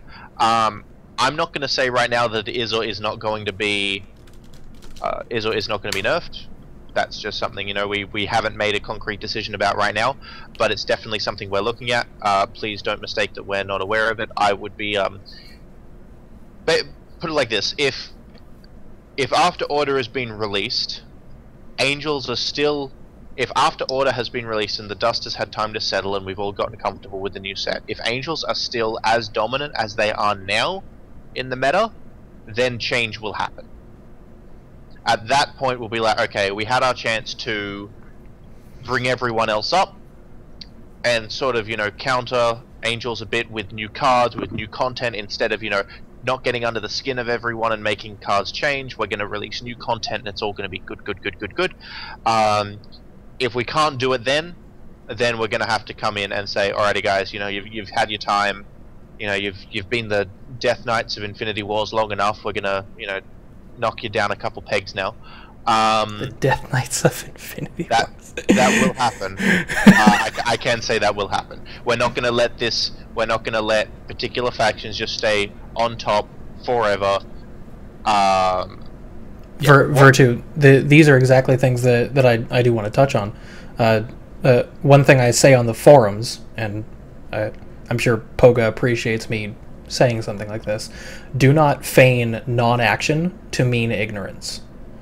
Simply because something hasn't been done about X scenario does not mean we're unaware of it. But the statement of Heaven's Assistance isn't a problem. It's the precautionary measures that makes Heaven's Assistance a problem. 2/2s aren't really a problem in other decks. I think a change to precautionary measures will change the value to Heaven's Assistance. And I'll let Poga state that I'm sure something like that has already been discussed. You know, these are things they're aware of. They're simply, you know, there must be a time where things should be changed, not a time where things say, okay, this may need a change, so let's just go ahead and change it. Yeah. Rash decisions like that will lead to very bad things. Yeah. So also, if we when we're sort of toning down the power of a particular strategy or a particular faction, sometimes it's a multi-stage process. Okay. And each of those stages requires its own evaluation time for us to, you know, test, figure out what we want this change to achieve, determine whether it does or does not achieve that. Does it have side effects? Are those side effects in turn Pac-Man? Are those side effects then in turn less advantageous for the game in general? And all of these decisions take time. And that's time that I then have to, you know, decide, you know, am I going to, when I get into work, am I going to balance cards today? Am I going to pay attention to figuring out what cards are balanced? Or am I going to go and figure out, you know, to get rid of the bugs in the game? It's always a case of time. And what we don't want to do is we don't want to have, okay, we've made this one decision. Let's say a particular strategy requires 3 things to be, like, knocked down in order for it to be a cohesive sort of balance. We don't want to release each of these changes over 2 weeks. We release one change, 2 weeks we release another change, 2 weeks we release another change. We'd rather just save it up and release all 3 at once and be like, here you go, boom, balance, done. And then let the smoke settle after that. So ideally, I would have made the double purity change to demonic presence and the Mad Monk nerf at the same time, which would be in this patch. But because we made the call, we made an exception here to release the Mad Monk nerf earlier, we went along and did that. Fair enough. That's that answer. Next And yeah, next question. Question to Poga. Are there any plans in the future to add morale to tokens, G tokens specifically? Another question. What are your favorite kinds of decks you like to see people use? I'm not going to let Poga talk about the kind of decks he plays. I will be happy to let him talk about the favorite kinds of decks he likes to see. Okay. That's right. That's right. Okay. So, decks that I like to see played. I like to see things like a Heartbreaker played. I like to see things like... I love anything with Genesis. I love seeing Genesis in all shapes, forms. Genesis Control so totally going to be a thing. Genesis Control 2016. Wait for it. We have to accept our own biases when it comes to designing cards and appreciating cards. And I really like things like also the Hunter Dragon deck, where I think it's pretty old now, but that moving That's the still Hunter Dragon out. That's totally still a thing. It better be. I'm using it. If I'm using it and it's not a thing, then I'm out of the loop, man. Yeah, no, that's totally still a thing. Yeah, okay, so I like those type of decks. I also really like one-sided control decks, so I love the mind games between a control deck and a rush deck, or a control deck and a tempo, or a control and a mid-range. I love playing those on either side. I'll very happily play Hunter Dragon deck against a Triple Varroa, and I'll play that mind game. I'll take my guys, I'll dodge the mass deaths. I'll fiery resolve the 10 damage nukes from Demon of Fear, from Dark Wishes. I'll do all that stuff from either side, and at the same time, yeah. And I love playing control. I love the feeling of just sapping all possible hope from your opponent. What did I say? What did I say? Sorry, not going into that. I love basically. I love mid-range tempo. That's my ideal deck is mid-range tempo. Putting a lot of resources into a particular card, protecting that card, dodging removal, just like really being given the tools to outplay your opponent.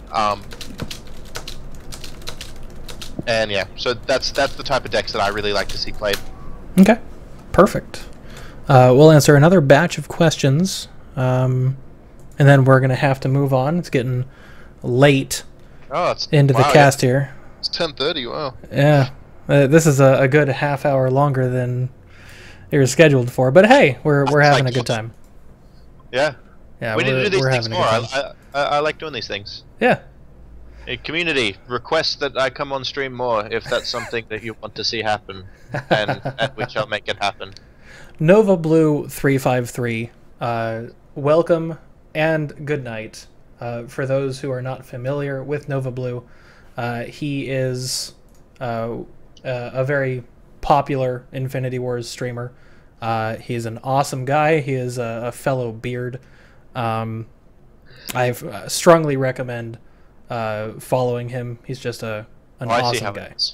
Yeah, you clean-shaven, baby-faced Aussie. Look at that face. That's okay. I love you. I love you anyways.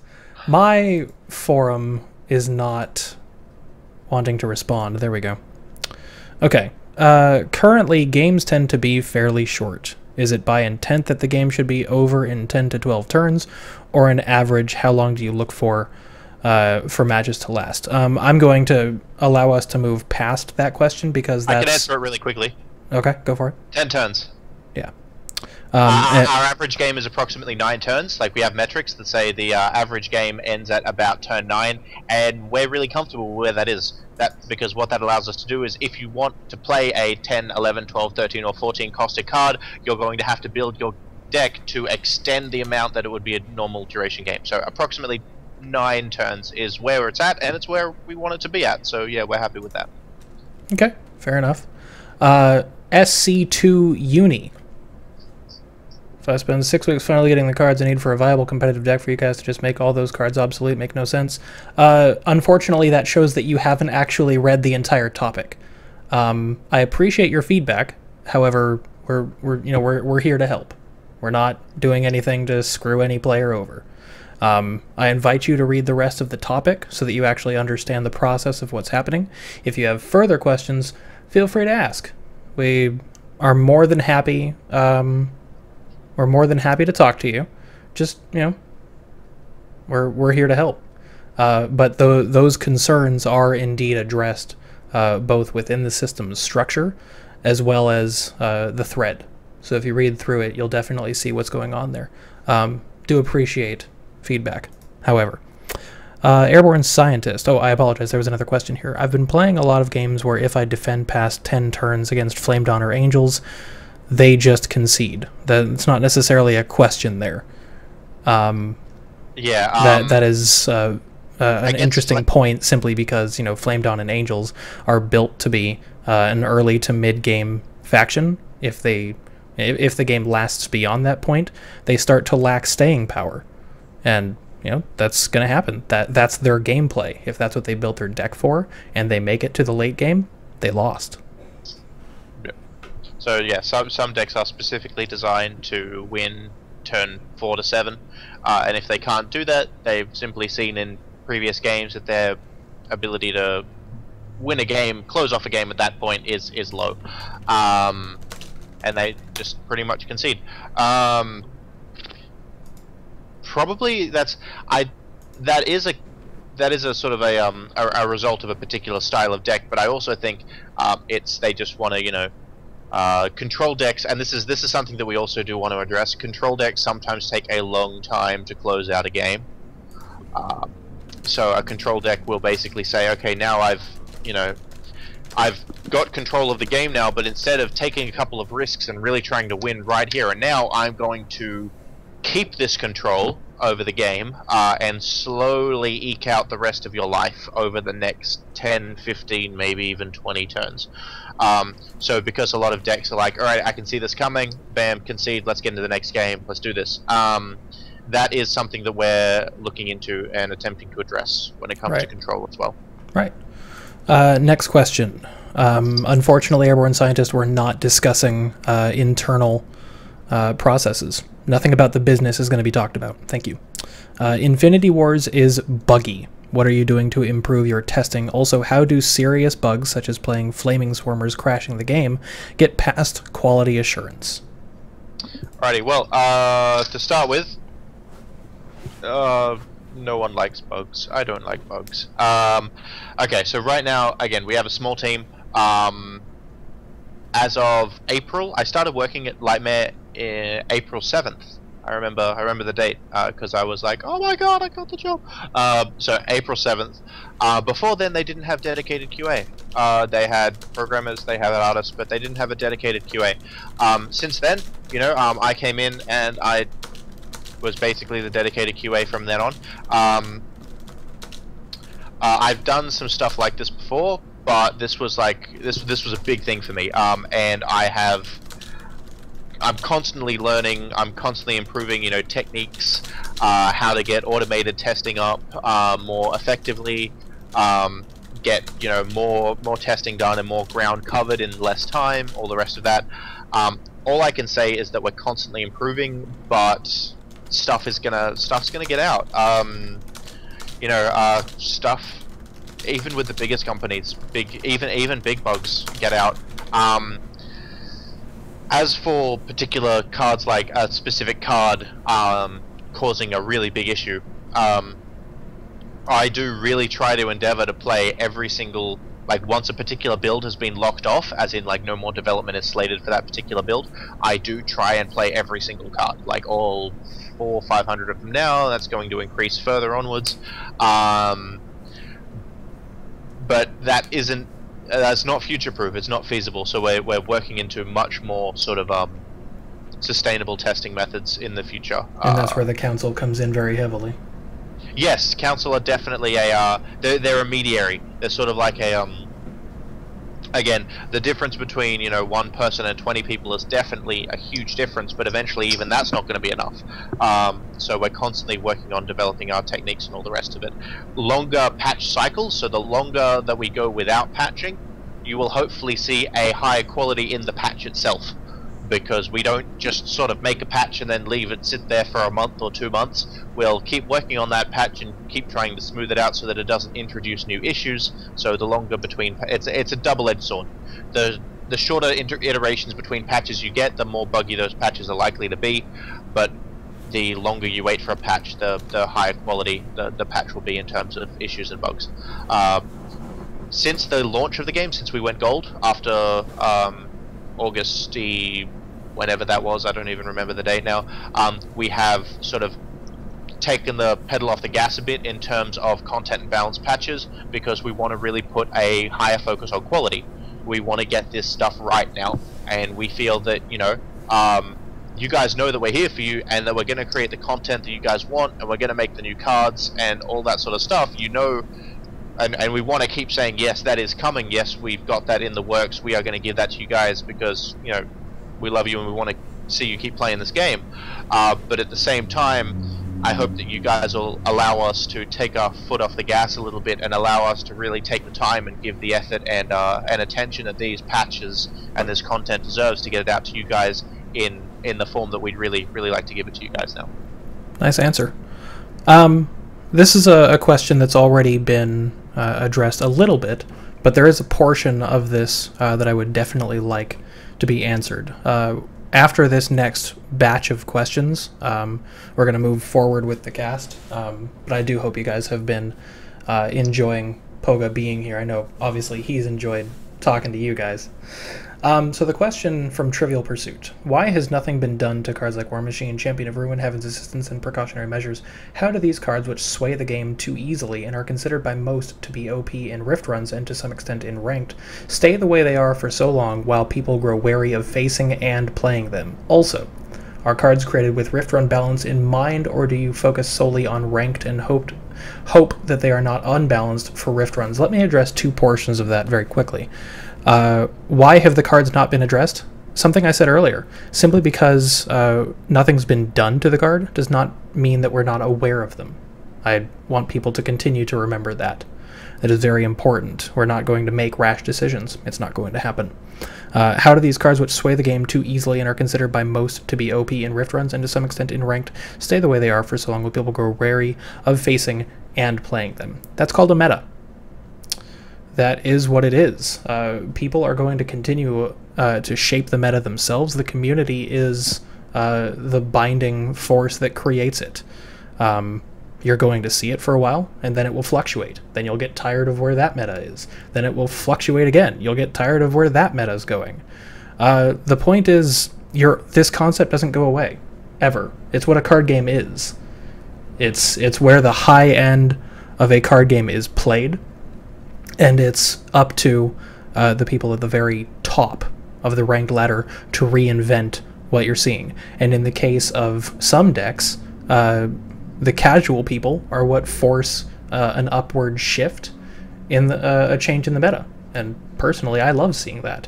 I love seeing the casual players go through and influence what happens in ranked, because ranked is now seeing something they can take advantage of, or something that, you know, they're scared of and they have to build around it. Those fluctuations happen constantly in card games. It's not just Infinity Wars. Will balance happen if necessary? But again, it's not that we're not aware of it simply because nothing's being done to it. We are indeed aware of it. It's a different mentality than just, this card is strong, it must be changed. It can't. That can't be the case.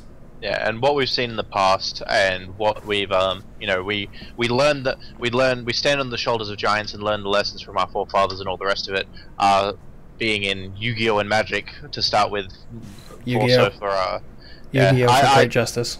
Yu-Gi-Oh was my first card game, and then I shifted into Magic and other stuff. But there will always be a top, and we have to basically say, what do we want our top to be?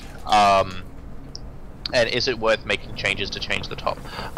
So if we shave off the top level of meta, then what was almost neglected at the bottom, you know, really smart, really good gamers are gonna figure out how to use that stuff that before wasn't even considered. Like, I'm just gonna try to think of a card that has no real use right now. Ultra Binding, you know, it's not exactly insane right now, but theoretically, if we wiped off the top of the meta right now, all that would do is simply reveal the next meta underneath it. And instead of scraping off the top of the meta and forcing people to find out what's underneath, we would rather add more meta on top, because we feel that that's much more of a long-term solution, and allows for better creativity and doesn't get people, again, scared of making cards and making decks. We are very aware of particular issues, and we're always looking at ways of solving them without disrupting the rest of the game too much. But yeah, it's never gonna. The grass isn't always greener, and very, very rarely is greener, unfortunately. So we have to be very careful with that. Fair enough. And funny enough, for the people talking about Bloodbath in the chat, Poga and I actually had a nice chat about Bloodbath last night, and its potential interesting reinvention. Not reinvention, but reimagining, thanks to incoming concepts. Yes. New cards make old cards better. Yeah. No one's investing in Mega Unit 2s until Orion stepped onto the stage, or, you know, Grave Revive and stuff. So, right. You know, old cards can be made powerful by new cards, not just nerfing or buffing. Right. I'm going to select two more questions for you, Mitch, and then we'll end that segment of the stream, and then I'll answer some more later tonight. Sounds good. This question has been asked 3 times now. How are you handling the lack of counterplay certain cards have? In example, Shikana, Bombot, and Saculus. Okay, so first of all, Shikana, I love Shikana. I think he's got counterplay. You know, I run Shikanas. You know, you can. There's certain ways that cards like Shikana. I would rather have Shikana in a faction rather than be factionless. And this gets into my whole factionless sort of griping. I like Shikana. You know, if your opponent plays a Shikana and they don't have any cards on the battlefield, obviously you know he's going to nuke it. But then, you know, he was originally to try to almost capture the quintessence of counterplay in Infinity Wars, and I think that he has actually achieved that. So we can talk at length about, you know, different ways that people perceive the strength of Shikana and counterplay and all the rest of it, but we're not really looking at him in terms of a card that lacks any particular amount of counterplay. Other cards, though, were there other cards in that question? Sorry. No, they were just examples of it. Okay, there are some cards that we thought did lack counterplay. Mad Monk lacked counterplay to an extent. Spontaneous Combustion kind of lacks counterplay, but the reason that they lack counterplay. Okay, so there's 3 different tiers. There's 3 different tiers of counterplay in Infinity Wars, at least. There's direct play counterplay, which is a hard counter. No. Kind of the other way. Okay. Okay. So there's dodgeable stuff. So Mass Death, you counterplay it by shifting to the support zone. That's one type. Okay. So zone swaps and dodging. Zone swaps and dodging does not work for every card. Some things like Mad Monk you cannot really zone swap away from. But then you get into the second tier of counterplay, and that's card counters. This is where you get things like Fire Resolve card countering a Mass Death. It doesn't. You don't dodge it. You just use one card to counter another card. So that's the second tier. The third tier is deck composition. So this is when you particularly build a deck to counter another deck. This is, for example, you know, putting an extra 10 cards in your deck because the meta is mill right now and you don't want to have that as a weakness. And sideboards are really going to help with this. But point is, as we're not about to make every card type 1 as much as we'd like to. Type 1 counterplay of being able to dodge the Mass Death, dodge the What about Oblivion? We'll go into that. The counter to well, Oblivion does have counterplay. You remove from their graveyard, or you rush them down before they can do it. I know that's obvious, but you know, if you let them get to 14 resources with 16 cards in the grave or whatever, you deserve to be Oblivion. No, no one deserves to be Oblivion. I really statement right there. Just like, hey, all you people talking about Varor. Yeah. That was beautiful. Oh, by the way, someone said I think Terminus winced when Poga said mill. I'm aware that it isn't actually a mill deck, and that it's just drawing your opponent out was one type of way that it won. I don't really like calling it the mill deck either, but that's what a lot of people sort of when recognize referencing it as. So that's what I'm calling when it. Talking basically. about what the community references it as, it's a mill deck. I'm never going to say mill as Mad Monk without mill. It's mill. Yeah. You see. What this is all getting back to is we're introducing a lot of Type 2 counterplay, which is one particular card countering another particular type of card. So this is things like X kills Y, this kills a flyer, this dodges removal, this makes you impervious to taking direct damage, this, this makes it so that some type of other strategy cannot work for you temporarily. That's what we're really sort of putting into the next set, and we're really, and that's how, at this point of the game, we're going to sort of come at addressing counterplay, because the first type of counterplay, the ability to dodge death rays and stuff, that's nice on a card-to-card basis, but not every card's going to have that, and eventually you're going to get to the point where Mad Monk, you basically compile all of the different cards that, on their own, their strength was that they could not be countered very well. That was their strength in the card, but they were sort of scattered, and you collect them all into one deck, and you serve that up as like a platter of gross, and then you beat someone with it, and that's not a fun experience. So what we're doing is we're creating fail-safes. We're creating, we're going to create this card that completely just makes it so that direct damage doesn't do anything this turn. So just in case direct damage gets out of control, with the ability to sideboard this particular card in, you will have a protection against damage control. We're going to make it so that you have other counters. So we're going to create, basically what I'm saying is we're going to create hard counters. We're going to create hard counters, niche hard counters for cards, so that particular strategies in the future do not get out of control. Yep. That's basically it. Okay. Was there another question? All right. Let me ask. Let me ask you this last question here, and then we'll move on. I'm sure there are more questions, but we do need to move on in the cast here. Poga, as Teramis has already spoken on it, what is your non-professional and or personal opinion on the rotation concept, specifically the fact cards will no longer be available for purchase? Here we go. Alrighty. Just gonna stretch. Yep, I'm gonna let you handle that one. Okay, so first of all, it is required. Let's just get out of the way first. I'm sure Teramis has been over this before. It is essential to the longevity of a card game. You see the holes under my jumper. That's brilliant. This is a really, really old jumper. Point is, okay, so it is required. Second of all, I don't, but even if it wasn't required, I would still probably do it, just because what it allows us to do. It allows us to only ever have to balance 6 sets of cards. That is a godsend for us. If we had to, like, in 2 years' time, like, we have to think about the future here. In 2 or 3 years' time, if I'm having to balance 9, 10, 11 sets of cards at one point for rank legality, that is insane. That is insane. Yu-Gi-Oh does that. Okay, and now this is something that we sort of we threw up. We kind of were considering maybe the possibility. This is what Yu-Gi-Oh does.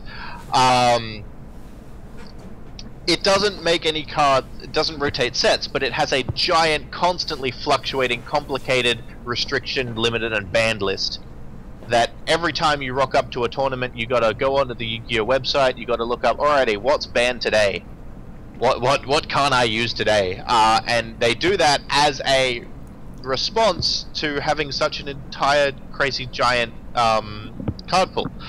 So first of all, I love having the fact that we can only balance, that we only have to balance 6 sets at a time. That you will see the results of that in that we will be able to have this game constantly be more and more balanced every single year from here on in. We're just going to get better at it.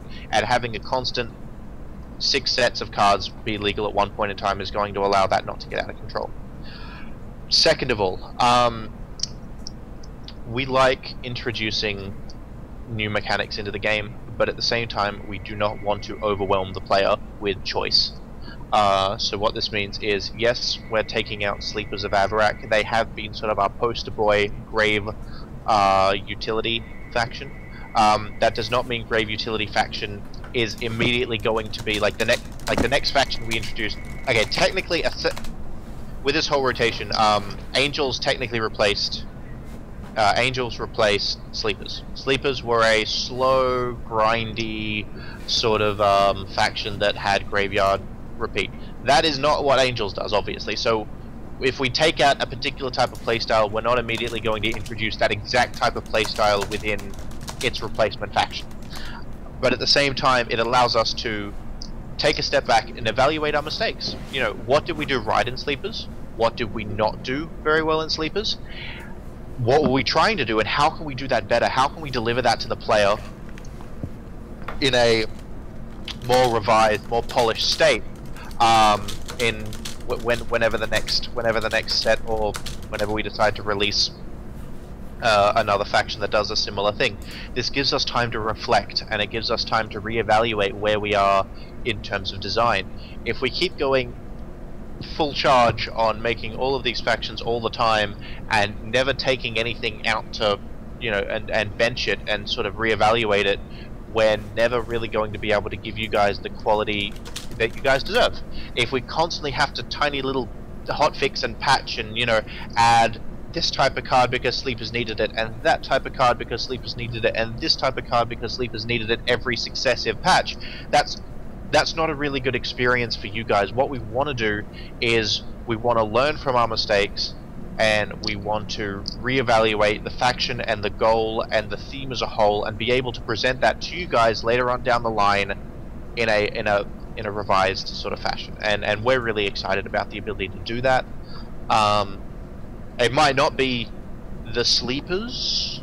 It might be. It might not be. But definitely the themes that the Sleepers brought will come back in a better form, we feel. So yeah, that's pretty much how I feel about rotation and what it lets us do, and why we feel it's good to have it in the game. One thing that I do want to address, though, is also this is a question that I've seen all over the place, and I'd like to sort of just add my 2 cents into the answer. Why not allow these cards to be purchasable forever? Now, this sort of hits home with a lot of people, and it's something, you know, why? Because, you know, Magic the Gathering doesn't print old cards because it's not feasible to keep the printing presses chugging on, but you guys are digital, so you know you can allow these cards to exist forever.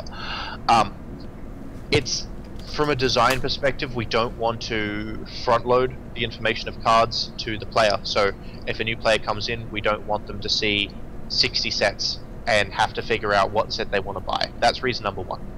Reason number 2, we want to give it's, you guys always say, what's Infinity Wars doing to help the hardcore player? What's Infinity Wars doing to help the guys that were playing from day one? How are we catering to the hardcore fans, the die-hard fans? You know, yes, you're catering to new players all the time, but what are you guys doing for the diehards that have been here from the start? We honestly think that this is what we're doing.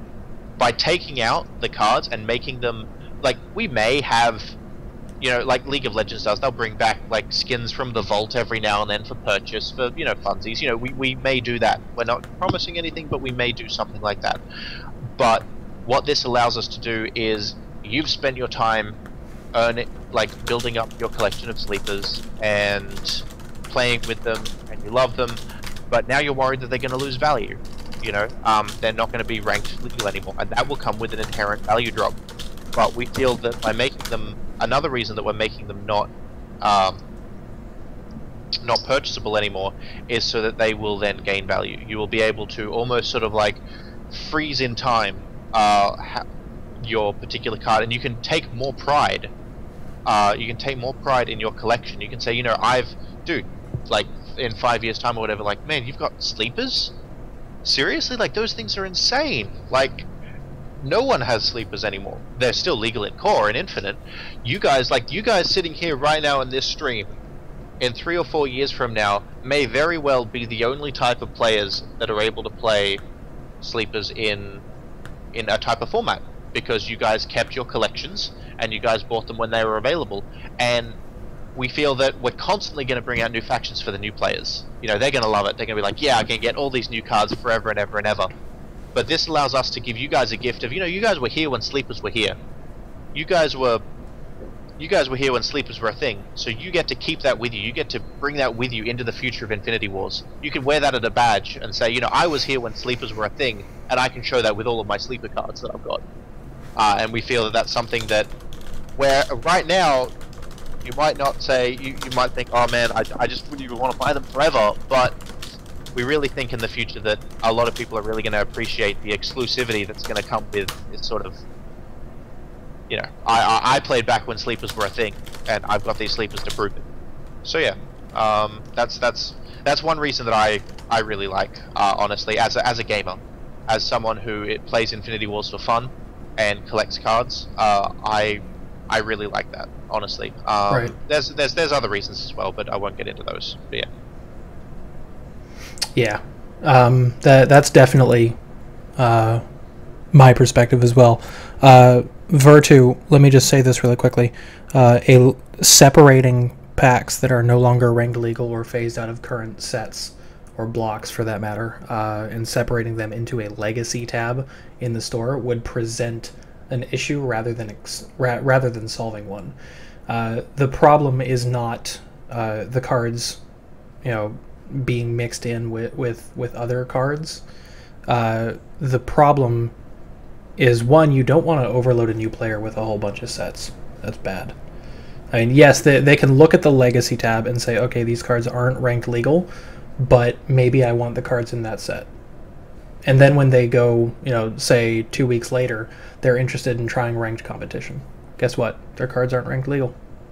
And that was a decision they were presented with. They made a legitimate, conscious decision to make that choice. And that's not their fault. That's our fault in design, because we presented them with that option. Secondly, if you ever want to preserve an economic value for any kind of collection, you cannot offer these cards moving forward. If cards are no longer able to be purchased in the store, that creates a demand without supply. That is an absolutely beautiful thing for any card game.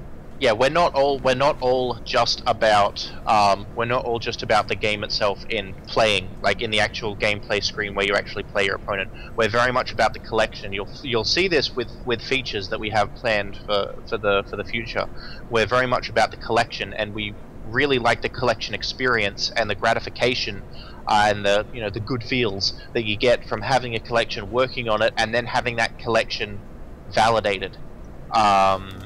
And that's another thing that this system will allow. Yeah, so you basically, just in case, I'll say this really clearly in case there's any ambiguity. Rise, Infestation, and Ascension will no longer be available to purchase at the release of the 7th set. So that's at least a year away from now. So you've still got a long time to purchase and play with any cards from the initial set. This is way in the future we're looking at now. Like in 12 months you guys are going to be like, oh, faction rotation? Oh yeah, I remember when that was like a controversial thing. Yeah, it's just a thing. You know, it's going to happen. We've prepared for it. Niner, let me address that really quickly. It's not necessarily about informing the user. Education doesn't solve everything. Simply presenting them with the option can lead to a negative experience. We literally just don't want to give the user that option of having a negative experience. One thing that Poga touched on earlier, being able to reintroduce things for a limited time, that could be a thing. But just leaving the sets of cards in the store to be purchased at any time, regardless of level of education, can lead to a negative experience. No matter how you set them up, no matter how you program the tutorials, it doesn't matter. Yeah. Plus, something with the possibly releasing sets down the line in a sort of like a bonus or promotional sort of way. I'll answer that IW 2013-14 one in a bit. But because if you've collected cards before, you'll be like, oh man, I've got this card, and this card was released back in